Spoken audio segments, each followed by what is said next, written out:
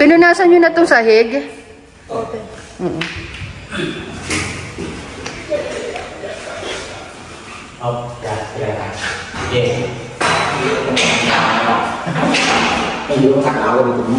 Dala namin vacuum. May mga gumagawa pa dito. Malapit natin i-turn over eh. Bali, lalagyan lang namin dito chillers. Ito, at saka sa taas yung curtain. Yung the rest po, magiging blinds na lahat. Even dito sa mga rooms. Ayan. House tour ko na lang kayo pagtapos na.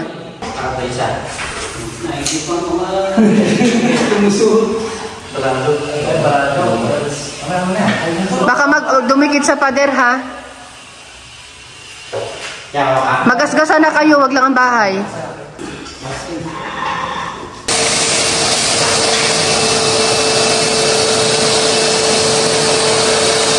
Tuwag na ng tanghali at naghahanap kami ng malalafang. Oo. Nag-aalangan na ako magluto doon, chillers. Madala sana kami lutuan kasi malapit na daw i-turn over yung bahay. So, iniingatan ni architect yung bahay.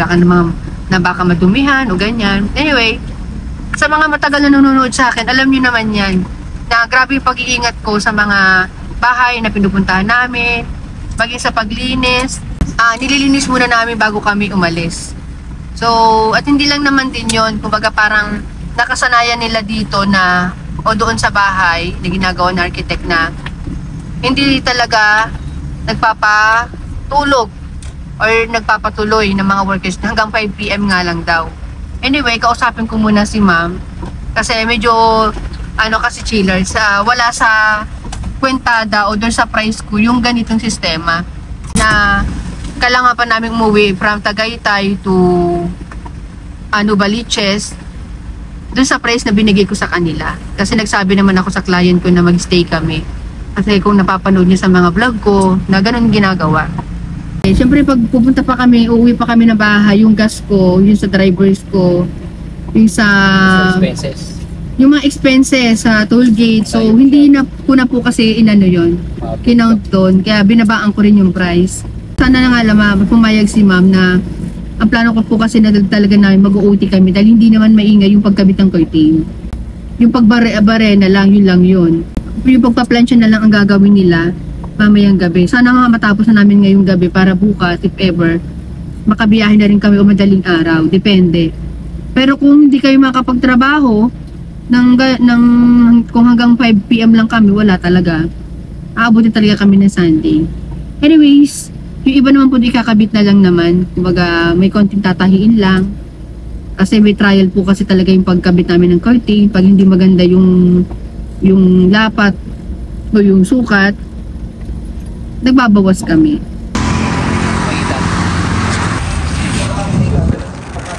Nais namin yung lamesa.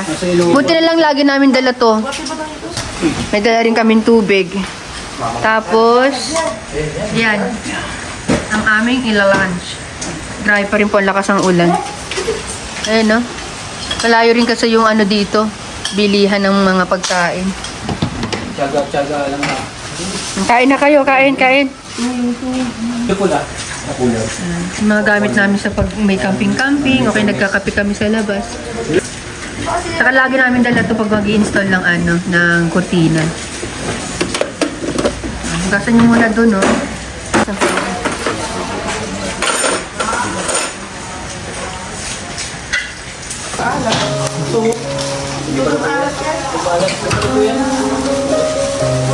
Balot ba yan?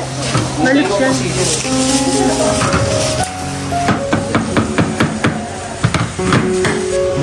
Nandito ng dalawang paksiw at dalawang hiwang gulay. Yung si binili mo. Mura. Ayan. So yung chillers, nakapaglagay na kami dito sa taas tsaka dito sa baba. Ay, lagyan na lang namin. Eto na lang. Na-plancha na ba yung sa taas? Yung sa Ito. Ito na plancha na. Okay yan. So, madali na lang. Kung hindi lang kami pinahinto ng 5 PM, tapos na sana namin to ngayon. Uwi sana kami ng madaling araw. Ayan, so hanap muna kami ng lungga namin na matutuluyan. Ayan, pero iiwan namin yung mga gamit dito, katulad ng makina. Disclaimer lang, chillers. Pwede naman sana magstay dito. Kaso nga lang, kagaya ng mga napanood nyo sa vlog, pwede na kukuha kami ng permit o ililista yung mga pangalan namin doon sa office nitong subdivision. Tapos, hindi nga lang kami pwede mag-ingay. Katulad dun sa ginawa namin sa Tanawan, Batangas. Hindi naman namin ma-push o hindi ko na-indis sa kaso kasi hindi po sa amin sumasagot si client. Kasi syempre siya pa rin yung masusunod kung pwede kami mag-stay dito. Dalhin nyo na lang yung tubig natin. Pero sana kami isang client na pwede namin tuluyan dito. Kaya lang, hindi pa sila sumasagot eh. Yung sana ang plano ko, hindi muna kami makikituloy. Shoutout po kay Madam Dali, kay Kuya Hector. Sa inyo sana kami tutuloy eh. So, let's go. Kompleto na pa naman sana kami. May dala kaming mga higaan, may dala kaming electric fan. Kompleto.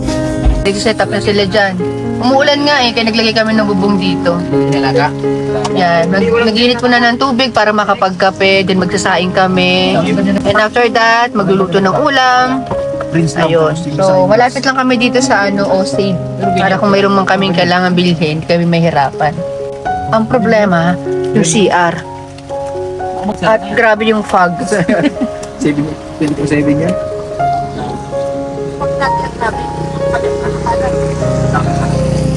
Yunan mo lang siya. Ganun, tudugo na pala. Ha? Tudugo na. Parang na ano kayo, pag ganyan ko. Happy ah. Parang pag ganyan ko. Balat.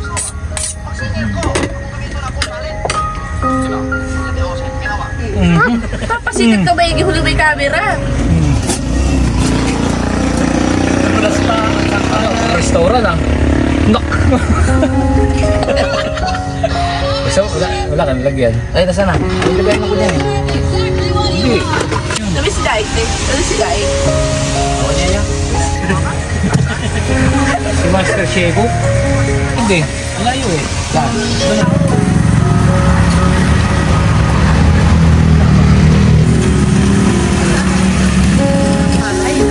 Hindi. Kaya ka yung bulalo. So, mga idol oh. Ayan oh. Oh.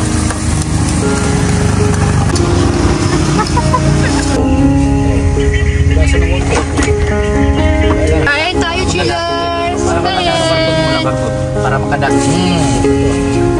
At habang kumakain nga sila dyan ay humanap nga ako ng mga hotel na mura lang. Kaya lang may kamahalan at fully book na yung iba. Ito yung nga pala yung binili namin nung nakaraan kasi plano nga namin lutuin doon sa site. Talaga yan? Kaya lang, Sa gabi. nailag na rin ako na magluto doon kahit sa labas lang. Bagbalik na lang namin ng Manila saka lulutuin na lang din sa gawaan.